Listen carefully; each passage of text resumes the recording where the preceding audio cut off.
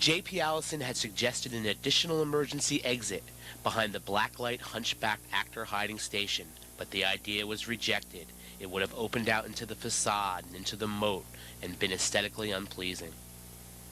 The actors just weren't placed in this spot any longer, a big mistake because this employee was critical in directing patrons and to discourage people from hanging out. Those who would later be found dead would be found just a few feet from this very spot. The Allison report suggested both automatic sprinklers and smoke alarms. Sprinklers were considered too expensive and therefore out of the question. Store-bought residential-type smoke alarms were bought and installed, but were soon damaged, vandalized, and never replaced. Otherwise, all of the Allison suggestions that were made were kept until 1982. George Mahana had designed the haunted castle to last for 4 years. During this time, from 1979 to 1982, his company was responsible for the day-to-day operation of the complex. At the end of the 4-year contract, Six Flags reserved the right to buy the haunted castle for a predetermined amount, $100. For the 5th and what was the 6th season of the haunted castle, Great Adventures Show Operations Department was in control. The Mahanas continued in the business, retaining the smaller twin of the haunted castle in Seaside Heights, the doorway to hell. A lot had changed in the park between 1979 and 1983. Now the crowds were even more violent, and the haunted castle actors had been subjected to assault after assault. As illustrated on this sign, the first rule read, "Anyone who harms or hurts the actor will be prosecuted." Most of the assaults had occurred at the Phantom Actor Hiding Station. To alleviate this problem in 1983, a large piece of fence was added over the opening at Phantom. Again, on the list of huge mistakes that made the castle even more dangerous. The fence totally negated the 1980 safety redesign that would have allowed the actor to lead patrons to the 2 ways out illustrated in red behind the fence. Now Phantom appeared to be a cage, but this was a cage that kept people out. Around this time, reports were that many people had been kicking open the emergency door at the end of Strobe or going out it to smoke marijuana. Although never officially confirmed, other reports were that management had taken steps to stop this and would sometimes chain that door shut.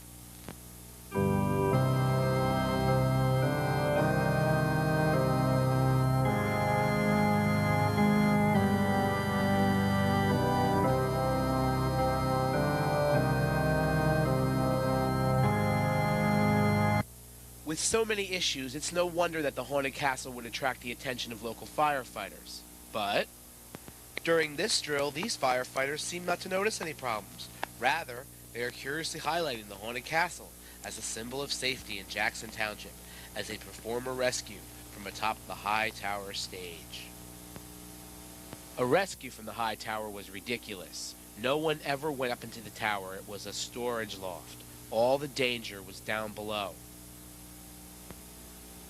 During their film drill, they seem not to notice or care about the extreme difficulty they're having even approaching the haunted castle, or its isolation behind trees and a moat and several groups of fences. No one seemed to predict that a real fire would occur here just 41 days later.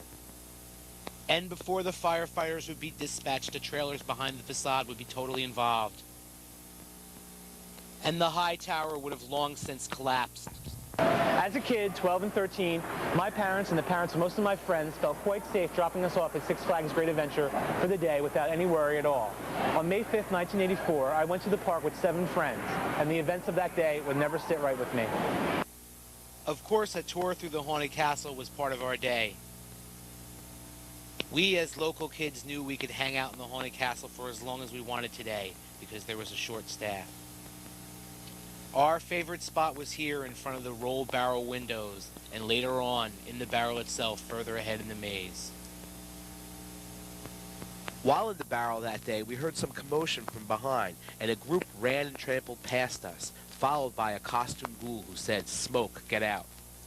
Although we were right near the exit, the large amount of people made it impossible for everyone to exit right away. For a moment there, I thought we were going to be trapped. But we did get out, and I saw the little Great Adventure fire truck pull up, and the 2 firemen get out and investigate. There was no fire, just a smoke bomb, a common occurrence.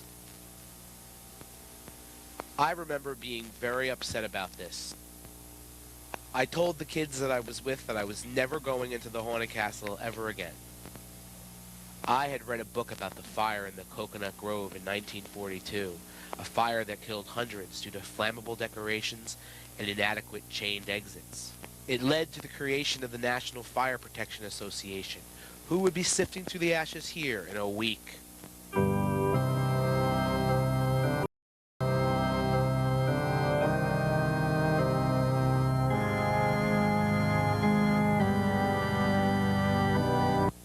On a Friday afternoon in early May, many local area schools host school trips to Six Flags Great Adventure. About 15,000 kids would be in the park today. The trips range from the very small, like Victory Christian School and Bishop Middle School, New Jersey, and Operation Plus in Schuylkill County, Pennsylvania, with about 40 students each, and the enormous, like Franklin K. Lane High School in Brooklyn, with 1,000 students. 11 kids in the park today would be involved in the day's events. 8 would not return home. As they neared the main ticket booth, they almost certainly noticed the park's most highly visible claim, written in flowers, in large letters, as part of the landscape right here. It read, "We care about you." 15-year-old Suzette Elliott and her best friend Tina Genovese had won the trip to Great Adventure by collecting the most Campbell soup can labels in a contest at their Victory Christian High School. While at the park, they met up with 2 older boys, Joey Beiruti and Nick Kayaza, at Great Adventure by private car on their unofficial senior cut day. The boys were nice to the younger girls, and Nick had let Suzette wear his bandana for most of the day. Elsewhere in the park, 13-year-old Joey Iraka from the Bishop Middle School began a conversation with a boy who was on another class trip.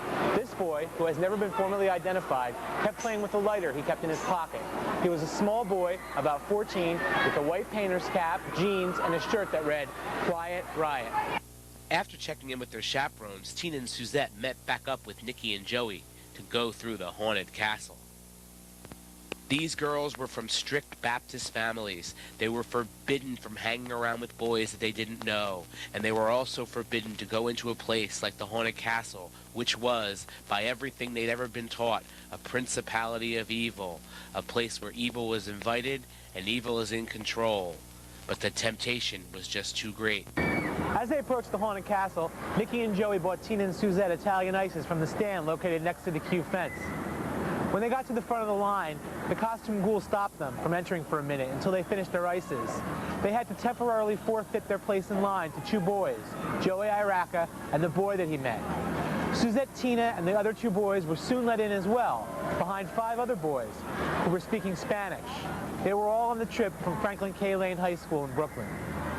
By now, Joey Iraka and the boy had reached the strobe room. The light would flicker, and a siren would blare, bringing the room in and out of darkness at the same time. Joey says he saw the kid flicking his lighter a few times, and one of these times, either accidentally or otherwise, the polyurethane foam bumper pad was ignited at the hands of the kid in the Quiet Riot t-shirt. Both boys panicked, according to Joey, as they immediately realized the fire had gone instantly out of control. They tried to beat it out, but they couldn't. The boy took off. Joey soon followed. Meanwhile, a group of 4 adults just behind the boys turned the corner into strobe, seeing the fire at the end of the hall, but thinking it to be part of the show, until they got closer and realized the danger. They looked for a fire extinguisher, but found none, so they ran, screaming "fire" as loud as they could. Meanwhile, back by the revolving barrel display, all still seemed normal. The group with Suzette and her friends had stopped, at Suzette's suggestion, by the roll barrel windows, and the Spanish-speaking boys had stopped up ahead, by Phantom. They heard the cries of fire, but disregarded them, automatically presuming what they heard to be part of the show further ahead. The iron bars at Phantom protected no one today. There hadn't been an actor placed here in weeks.